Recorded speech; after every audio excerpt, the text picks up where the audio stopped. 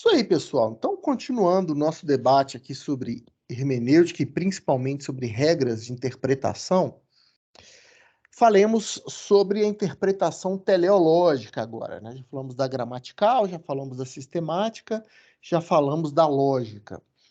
A teleológica é aquela técnica que busca ou que interpreta uma norma a partir da finalidade a qual essa norma se dirige. Esse nome, né, teleológica, deixa isso claro, uma vez que o prefixo telos, né, em português, tem essa acepção de fim, de finalidade, de objetivo. Claro, nem sempre é fácil a gente identificar a finalidade da norma. Já falamos na primeira parte desse vídeo que esse trabalho de identificação da finalidade não significa irmos lá no legislador e perguntar o que ele queria com aquela lei, né? É tentar extrair do texto normativo, da norma em si, qual é a finalidade pretendida com ela. Em alguns casos, a gente vai notar que a norma, às vezes, apresenta nos seus primeiros artigos essa demonstração, né? Essa norma busca proteger tais e tais interesses, né? Em outros casos, isso não é tão explícito assim, mas tanto numa situação como em outra, não é um trabalho tão fácil, por mais que essa finalidade possa até estar expressada no texto. Mas ninguém está dizendo aqui que a técnica interpretativa tenha que ser fácil ou seja fácil, né? É para isso que os profissionais do direito precisam de um conhecimento bastante profundo para ele conseguir fazer essas identificações todas. Então, por exemplo, quando a gente vai interpretar qualquer artigo ali do Código de Defesa do Consumidor, a gente precisa ter em mente algumas finalidades que, inquestionavelmente, essa norma teve e tem. Proteção do consumidor, presença no mercado de consumo da verdade e da transparência com relação a produtos e serviços, informações claras e ostensivas de todas as relações instauradas entre consumidor e fornecedor, são objetivos que o próprio Código de Defesa do Consumidor estabelece. Agora, é preciso levar em consideração também o fato que, além da finalidade específica de cada norma, que a gente, né, vai identificar, às vezes, no seu próprio texto, a gente vai identificar a partir de documentos que explicam, né, o processo de criação daquela norma, o processo de inspiração dela, né? Mas faz parte da interpretação teleológica também levarmos em conta os objetivos maiores e irrenunciáveis do próprio sistema jurídico. Então, não podemos jamais interpretar uma norma que, por não dizer claramente que ela busca, por exemplo, a justiça e a equidade, interpretarmos ela de maneira diferente. Não, em nenhum lugar está escrito que essa norma busca justiça e equidade. Ora, isso é uma finalidade ampla e genérica de todo o sistema jurídico. Justiça, dignidade do ser humano, o bem comum, né?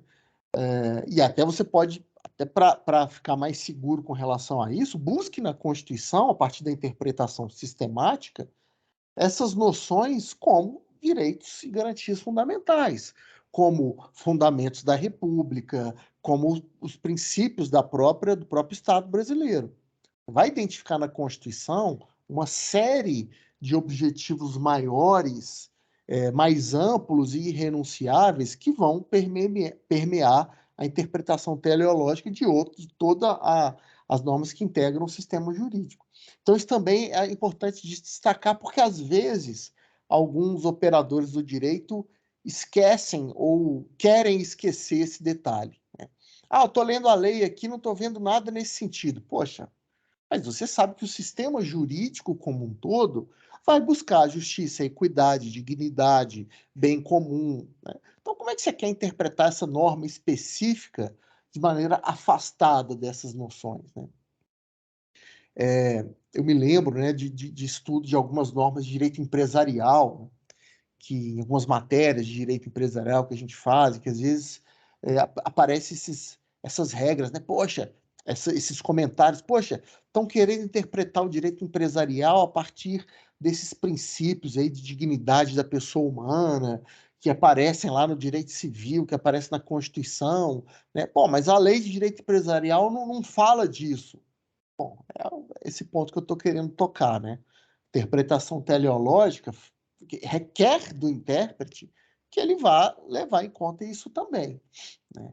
A lei de direito empresarial, que é mais pragmática, mais direto ao ponto, ela tende realmente a não fazer tantas menções a objetivos mais valorativos, mais principiológicos. Isso não significa, porém, que isso não está presente na interpretação dessas normas, né? Ah, mas não tem nada escrito aqui nela. Sim, mas a técnica da teleologia te recomenda, e também a regra da interpretação sistemática vão exigir de você ter essa visão mais ampla.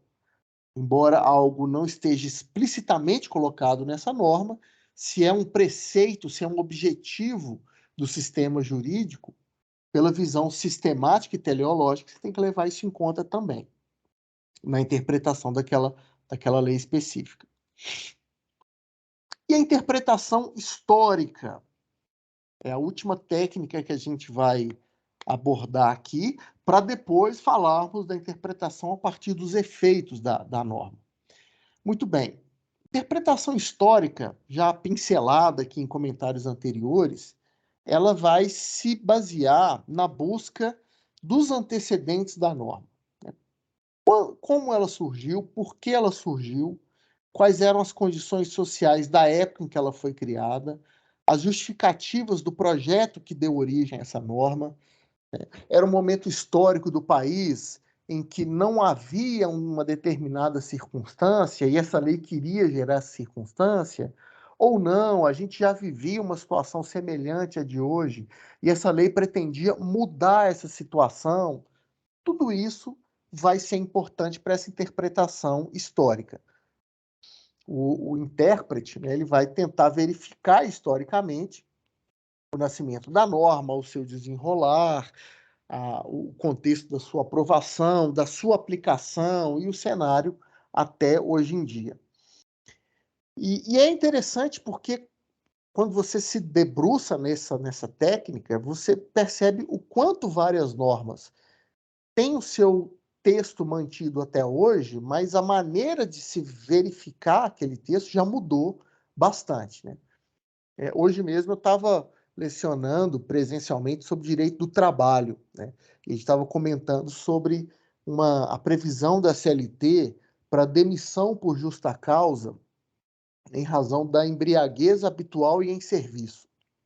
Eu comentava que isso, na época que a CLT foi criada, no contexto dela, na sociedade da época, realmente entendia-se que alguém que estava o tempo inteiro alcoolizado, inclusive ia trabalhar a serviço, ia trabalhar, chegava alcoolizado, se apresentava alcoolizado em serviço, era alguém que tinha uma personalidade mais fraca, era alguém que estava sendo indisciplinado, era alguém que não respeitava o ambiente de trabalho e que sim, então merecia ser punido com a demissão por justa causa.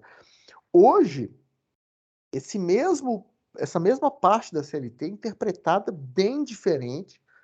Hoje, a orientação jurisprudencial é que para aquele empregado que se apresenta a serviço alcoolizado, ele não tem que ser demitido por justa causa, mas encaminhado a tratamento médico e licenciado, encaminhado à Previdência também para ser licenciado, se tratar e superar o alcoolismo.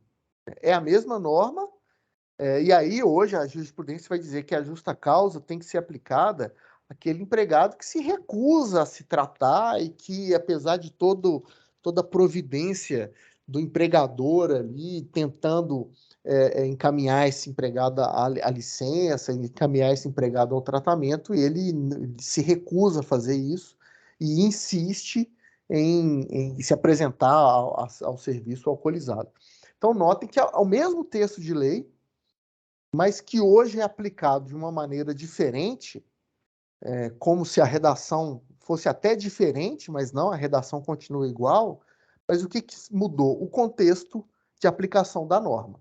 Então você vai olhar e pensar, poxa, mas a CLT não está falando de licença previdenciária, não está falando para dar tratamento do alcoolismo como doença. Sim, a interpretação histórica vai explicar isso, porque na história, no momento em que esse artigo foi criado, o contexto sociológico do Brasil entendia que esse tema teria que ser tratado de uma determinada maneira. Hoje em dia, nós vamos avaliar isso apenas como alguém que não aceita as medidas sanitárias que, em primeiro lugar, o empregador tentou tomar e que, em razão disso, o contrato de trabalho fica prejudicado e aí vai ser extinto por justa causa. A gente vê, então, né, que esse tipo de interpretação ele pode ser útil para a compreensão das condições tanto de nascimento quanto de continuidade da aplicação de uma norma. Quer dizer, essa norma ainda faz sentido ser aplicada? Isso também é um fenômeno relativamente comum. Normas que estão formalmente em vigor, mas que deixam de ser aplicadas porque você percebe que o contexto histórico de criação dela não se justifica mais. De novo, me recordo aqui de uma previsão da CLT para demissão por justa causa para quem praticar atos atentatórios à segurança nacional. Algo que no momento em que esse inciso foi criado, e que ele nem faz parte do texto original da CLT, ele foi incluído durante a ditadura militar, tinha por objetivo, naquele momento, punir pessoas que pudessem, de alguma maneira, estar envolvidos em práticas vistas como atentatórias à segurança nacional, um debate que hoje não se encontra presente mais, né, com o retorno da democracia, do regime democrático ao Brasil, não se estende mais às relações de trabalho, essa lógica de risco à segurança nacional. Isso passou a ser, de fato, uma questão de Estado e não mais uma questão da rotina do cidadão. Então, esse parágrafo único do artigo 482 da CLT, a qual me refiro aqui, ele formalmente está lá, ainda no texto legal, mas ele não é mais interpretado como algo que se aplica, que esteja valendo, porque o contexto histórico da sua criação e da sua aplicação não existe mais. Então, aquele artigo vai ser entendido como uma regra que não se aplica mais. Beleza. Como eu disse, depois de vermos essa lógica interpretativa a partir de técnicas de interpretação, né, diferentes maneiras de se enfrentar o texto da norma, a gente precisa abordar aqui também uma outra maneira de se aplicar a norma, depois de se extrair o sentido histórico, teleológico, sistemático e lógico e gramatical, mas agora aquele aspecto que a gente falou da interpretação não apenas como busca do sentido, mas também busca do alcance, né? As técnicas interpretativas estavam ligadas à busca do sentido de uma norma, e essa interpretação quanto aos efeitos é a parte que a gente vai verificar até onde uma norma incide, né? O tamanho do alcance dela. Então, aqui a questão não é nem tanto o instrumento que o intérprete vai usar para tirar sentido de uma norma, mas muito mais o resultado da técnica interpretativa. Beleza, tiramos o sentido da norma. Agora, qual o alcance que a gente deve dar a ela? Normalmente, essa parte do trabalho de interpretação é dividido em interpretação meramente declarativa, ou especificadora, ou uma interpretação restritiva e uma terceira possibilidade, uma quarta possibilidade, interpretação extensiva. Vamos lá. Primeiro, falando da interpretação declarativa ou especificadora. A doutrina apresenta a interpretação meramente declarativa como sendo aquela em que o intérprete se limita a declarar o sentido da norma interpretada. Ele não aumenta nem restringe. A norma está dizendo isso aqui, tiramos o sentido dela e o alcance vai ser exatamente esse aqui. Não vamos nem ampliar o alcance para situações parecidas, nem restringir o alcance para apenas um conjunto de situações que poderia estar colocado aqui. A interpretação declarativa vai lá e aplica o alcance tal qual está declarado no sentido extraído daquela norma. Então, na verdade, se a gente pretende qualificar ou nominar o resultado do trabalho do intérprete aqui, a gente vai fazer uma diferenciação, então, da interpretação declarativa, daquela que é meramente declarativa e daquela restritiva e extensiva. A meramente declarativa é aquela mais básica de todas, chega a ponto de ser redundante. Pega a norma e diz, olha, o alcance dela é exatamente esse que está aí. Fala, poxa, mas intérprete, é esse o alcance que nós vamos aplicar? Sim, é exatamente esse aqui que está sendo identificado. Poxa, então é uma interpretação que girou em círculos, né? Que chegou no mesmo ponto de partida. Ela foi tautológica, digamos dessa forma, meramente declarativa. Agora, a que é declarativa, não meramente, né? E aí a doutrina vai chamar essa segunda possibilidade de interpretação especificadora, né? Para não ficar repetindo o mesmo termo. A declarativa ou especificadora seria o resultado normal e rotineiro do trabalho do intérprete na fixação do sentido e alcance da norma jurídica. Quer dizer, ele vai desenvolver esse trabalho utilizando os instrumentos que ele tem à sua disposição, que são as regras interpretativas, e se ele não identificar nenhum caso especial ou excepcional, ele fica com a declaração, a interpretação realmente especificadora. Mas se for identificado que a situação de aplicação da norma foge ao rotineiro, o intérprete, então, deixa de lado a aplicação especificadora e vai buscar a possibilidade de uma interpretação restritiva ou extensiva. Primeira interpretação restritiva. Como o próprio nome sugere, ela restringe o sentido e o alcance do que está literalmente colocado na norma jurídica. Sentido e alcance que na interpretação especificadora a gente tenha chegado. Ó, fizemos a interpretação especificadora aqui, identificamos esse alcance, porém, as técnicas interpretativas, sistemáticas, teleológicas, históricas, mostram que nós estamos diante de um caso excepcional, de um caso especial. E aqui, talvez tenhamos que estender o alcance da interpretação ou restringir. Se a gente decide por diminuir o alcance de uma norma a partir da sua interpretação, estamos fazendo uma interpretação restritiva. Isso acontece quando a norma vai dizer mais do que as técnicas interpretativas recomendam. Então, por exemplo,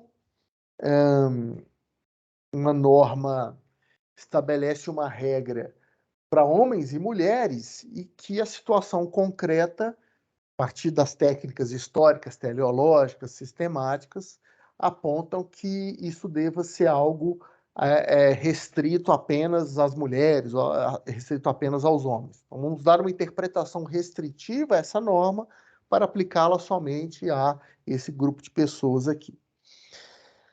Muita atenção! Essa restrição não pode ser fruto de um capricho do intérprete. Né? A lei diz tal coisa, mas eu acho mais justo que seja diferente, então vou dar uma aplicação restritiva. Não. Isso não é uma abertura para que o intérprete possa mudar o que a norma realmente quer estabelecer. Né? O resultado restritivo, para a gente chegar a ele, o intérprete tem que utilizar e explicar e fundamentar que a partir das técnicas interpretativas que a gente já viu, principalmente a teleológica, a interpretação restritiva seria a mais adequada àquele caso. Por outro lado, né, temos a interpretação extensiva, que tem um raciocínio, embora semelhante, mas que chega ao resultado oposto. Na interpretação extensiva, o intérprete, depois de aplicar as regras interpretativas todas, ou as técnicas interpretativas todas, ele percebe que o caso concreto é especial, é excepcional, foge à rotina, que o caso concreto não pode ter uma interpretação especificadora, uma interpretação declarativa, que a técnica sistemática, teleológica, histórica, gramatical, recomenda uma mudança no alcance da norma, e se a ideia é aumentar o alcance dela, se a norma se refere como se alcançasse certos grupos, mas você percebe que ela deve se aplicar a outros grupos também, teremos uma interpretação extensiva. Aqui eu posso dar o exemplo contrário do que eu dei no slide anterior. Eventualmente você tem uma norma que mencione um certo direito aos homens. E hoje, principalmente pela interpretação teleológica, você identifica que esse direito tem que ser estendido a homens e mulheres. Você não, sem mexer no texto legal, mas concluindo pelas técnicas interpretativas que o que está no texto de lei precisa ser ampliado, precisa ser aplicado com um alcance maior, pode dar uma interpretação extensiva para aquela norma e aumentar o seu âmbito de incidência. Beleza? No primeiro sentido, quando se diz que o caráter da extensão é de ir até o sentido literal possível da norma, aquilo que ela deveria dizer, mas não disse, né? Então, o sentido literal esperado e não o sentido literal encontrado, né? A gente pode estender essa regra com a interpretação extensiva pelo paralelo ali, paralelamente, analogamente ao raciocínio que a gente colocou para a interpretação restritiva, mas com resultados opostos. Quando se fala, então, em interpretação extensiva, como aquela que amplia o significado da norma para além do sentido literal, a gente está até usando um critério de suprimento de lacuna. E aí eu já puxo o gancho para o nosso próximo vídeo, que aí eu finalizo esse nosso curso de Introdução à Ciência do Direito, que a gente vai falar da completude do sistema jurídico.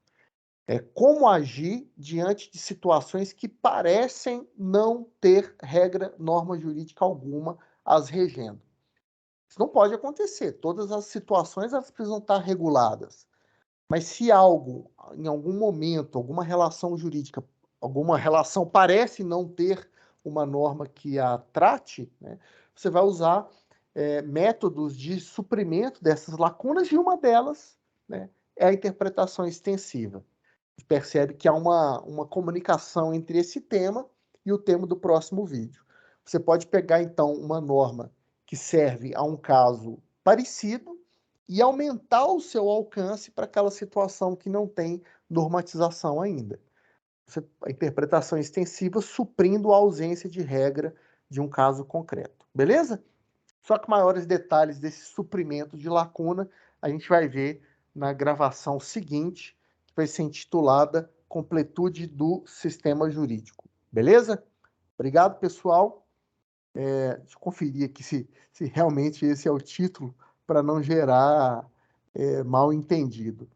Coerência e completude do ordenamento é o nome que esse vídeo terá, e que a gente vai complementar essa conversa iniciada no finalzinho dessa gravação. Valeu, pessoal. Brigadão, então. Valeu, até a próxima. Tchau, tchau.